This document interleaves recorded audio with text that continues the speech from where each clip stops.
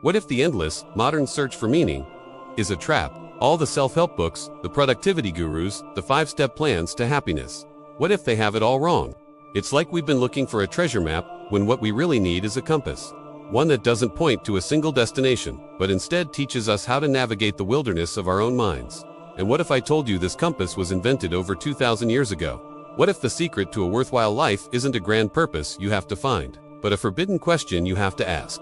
A question so dangerous, the man who championed it was sentenced to death for corrupting the minds of the young. His name was Socrates. And over 2,000 years ago, he claimed to have discovered a method to hack the very meaning of life. A method he was willing to die for. Let's be honest, many of us feel a little lost. We're told to follow our passion, but what if we don't know what it is?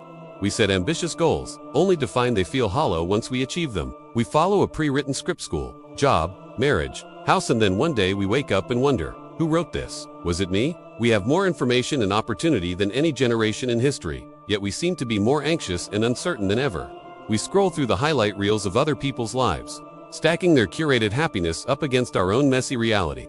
The world is screaming at us to find our purpose, optimize every second, and become our best selves. But it never really tells us how. We're constantly being sold answers, but we're never taught how to ask the right questions. This is the modern meaning crisis, a desperate search for external validation in a world that has forgotten the art of internal investigation. And it leads to a powerful thought. What if the problem isn't that you find the answers, but that you're asking the wrong people?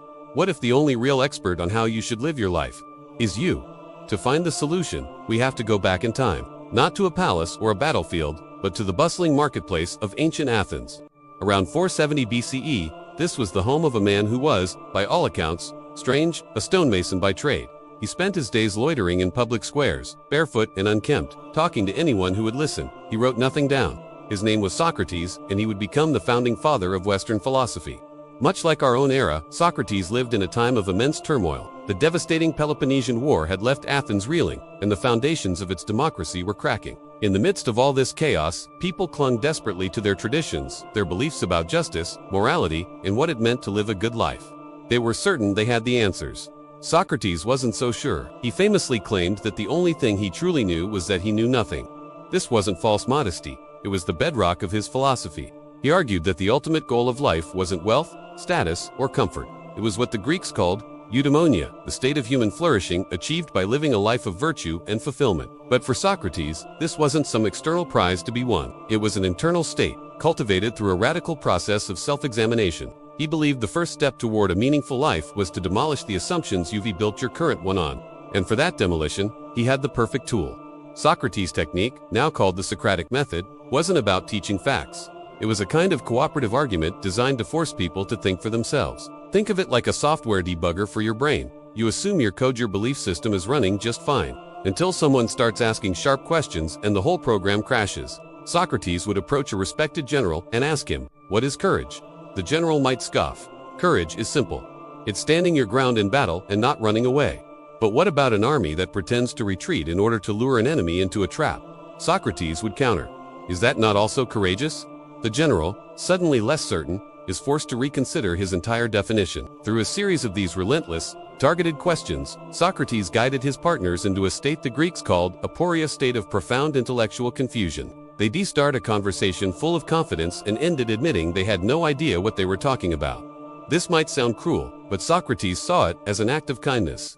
He called himself a midwife of ideas, helping people give birth to their own understanding. His point was that before you can build a life of meaning, you have to clear away the rubble of unexamined beliefs, inherited prejudices, and social dogma. This is why his most famous statement, "The unexamined life is not worth living," wasn't just a clever phrase. It was a command. To live on autopilot, accepting ideas without challenging them, was, for Socrates, no better than an animal's existence. He argued that true human flourishing comes from using our reason to scrutinize our own principles. Living well means living by a code you've chosen for yourself, not one that's been handed to you. There's just one problem with walking around and proving to everyone that their most deeply held beliefs are contradictory. People don't like it, especially powerful people. Socrates wasn't just having a few friendly chats. He was publicly dismantling the intellectual authority of Athens' most respected citizens, its politicians, its poets, its military leaders. And worse, he was teaching the city's youth to do the same. In a society still reeling from war and political instability, this wasn't just an annoyance. It was a direct threat to the social order. His relentless questioning was seen as a rejection of Athenian values. His search for a morality based on reason, rather than tradition, was interpreted as disrespect for the gods. In the words of his accusers, he was corrupting the youth and committing impiety. He wasn't just some quirky thinker, he was a social disruptor. He was, as he called himself, a gadfly sent to sting the lazy horse of the state into action. And so, the leaders of Athens decided the gadfly had to be swatted. In 399 BCE, at 70 years old, Socrates was put on trial for his life. The official charges were vague, but everyone knew the real reason.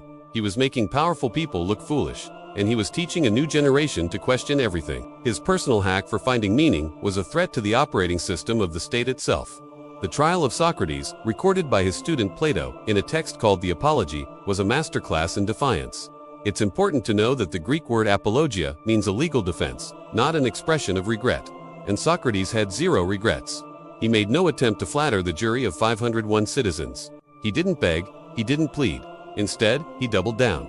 He argued that, far from being a criminal, he was a gift from the gods to Athens, a public servant whose questioning was a vital service. He then cross-examined his main accuser, Miletus, using his own Socratic method to tie him in logical knots and humiliate him before the court. When the jury convicted him and asked him to propose his own punishment, he didn't suggest exile. Instead, he sarcastically proposed that he be given free meals for life, at the public's expense and honor, typically reserved for Olympic champions.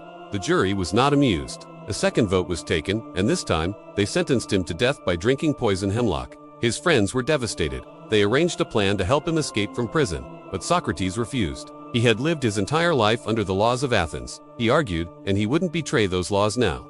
To run away would be to invalidate everything he stood for. The principle of living and dying by a rationally chosen code. As Plato describes, Socrates spent his final hours calmly discussing the immortality of the soul with his followers. When the jailer brought the cup of hemlock, he drank it without hesitation. His last words were strangely practical. Credo, we owe a cock to Asclepius. Please, don't forget to pay the debt. Asclepius was the god of healing. And this final instruction suggests Socrates saw death not as an end, but as a cure the soul's final release from the body. He chose death over a life without examination. He proved that his philosophy wasn't just worth living for, it was worth dying for. Socrates laid the foundation for finding meaning through self-interrogation. It was his most brilliant student, Plato, who took these ideas and built an entire model of reality from them. To see how Plato answered the questions his master taught him to ask, click the video on your screen now. So, what is the Socratic hack for the meaning of life? It's the realization that meaning isn't some secret you discover. It's a muscle you develop. It's not an answer you find, but a question you live by. The tool Socrates gave us is universal. It doesn't require money, a guru, or any special training. It only requires the courage to turn inward and ask hard questions. What are the assumptions that run my life? Are my goals really my own, or were they given to me by society, family, or fear? What does it truly mean, for me, to live a good life? Socrates didn't offer an easy path. He offered a challenging one. He taught that a worthwhile existence only begins at the edge of your intellectual comfort zone. The purpose of life, in his view, isn't to arrive at a final, static answer. It's to engage in the lifelong pursuit of wisdom and self-knowledge. That is the examined life. And according to Socrates, it's the only one worth living.